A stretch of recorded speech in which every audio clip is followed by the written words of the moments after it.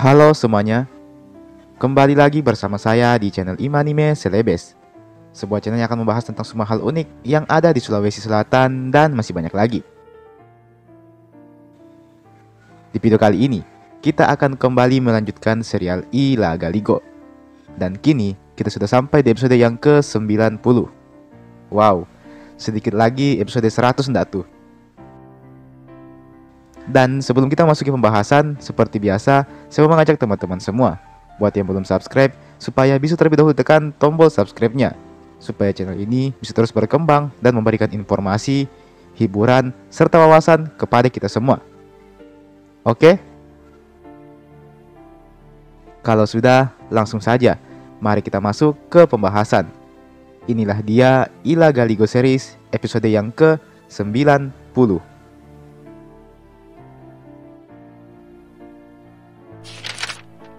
Usai peperangan brutal yang dilalui armadanya, Saori Gading memutuskan untuk beristirahat sejenak di kerajaan Arwah.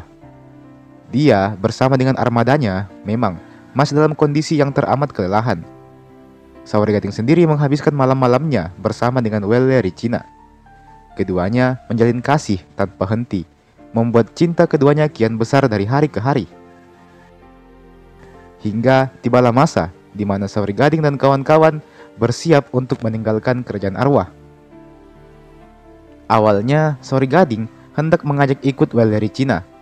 Namun, tentu saja, hal itu tak bisa dia lakukan.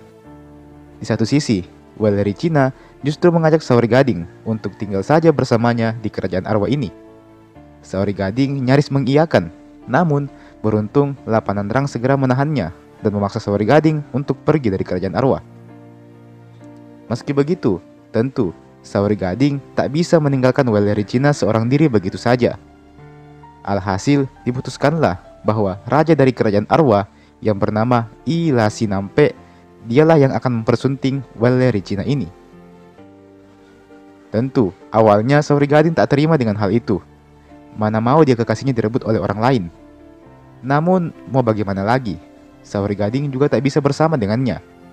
Maka, tidak ada pilihan lain. Inilah jalan terbaik bagi Saori Gading dan Welle Ricina. Keduanya harus rela berpisah dengan damai.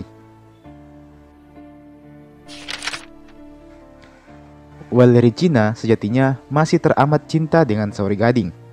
Tidak rela dirinya harus ditinggalkan begitu saja. Ingin rasanya dia kembali mengulang momen-momen kemesraannya bersama dengan Saori Gading. Di satu sisi, Saori Gading juga ikut merasakan penderitaan yang sama. Dia akan sangat merindukan Welle Ricina.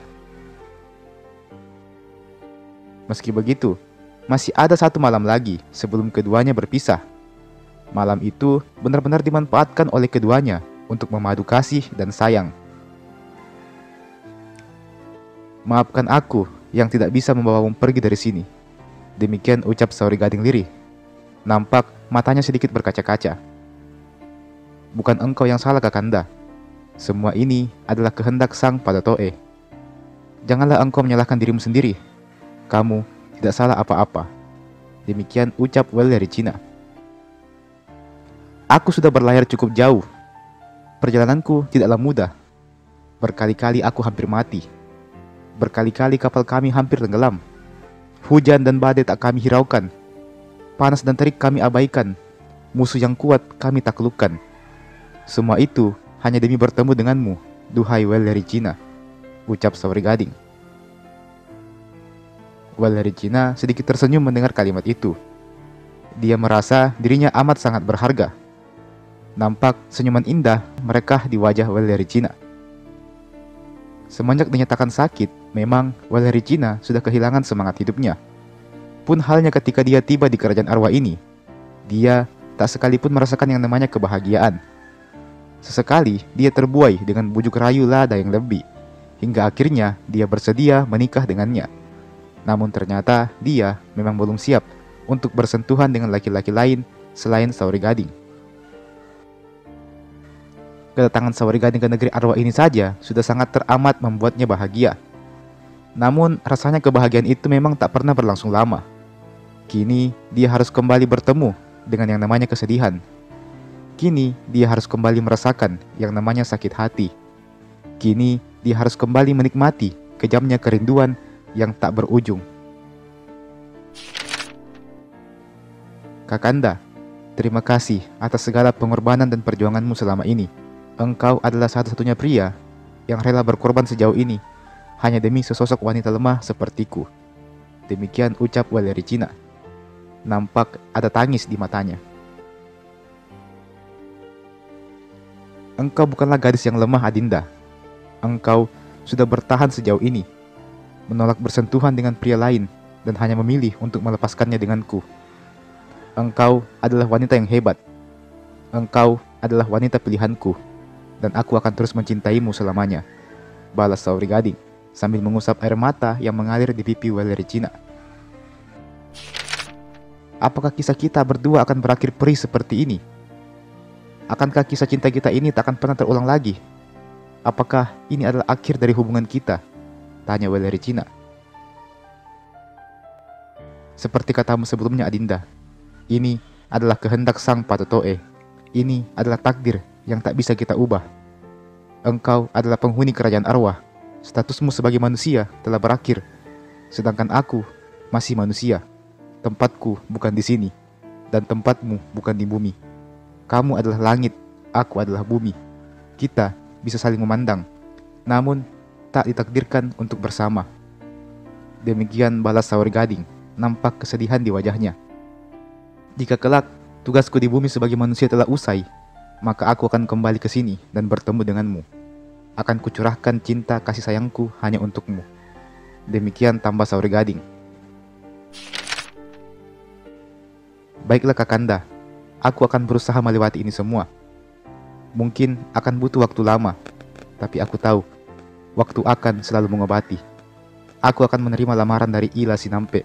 Demikian tandas Walericina.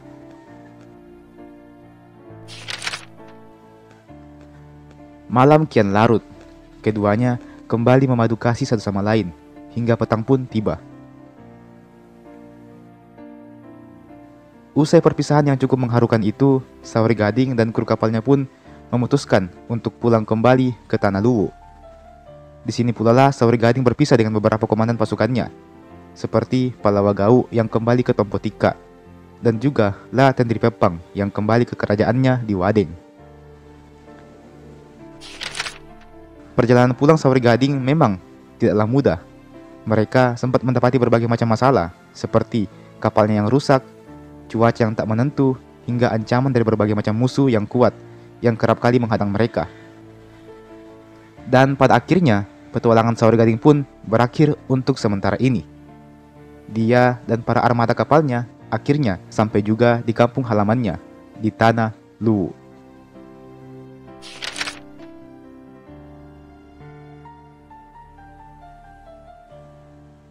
Dan teman-teman, itulah tadi Ila Galigo Series episode yang ke-90 ini. Memang lumayan singkat ya, tapi jangan khawatir karena kita masih akan lanjutkan lagi ke episode-episode berikutnya dengan penggalan-penggalan kisah yang tak kalah menarik tentunya. Oke?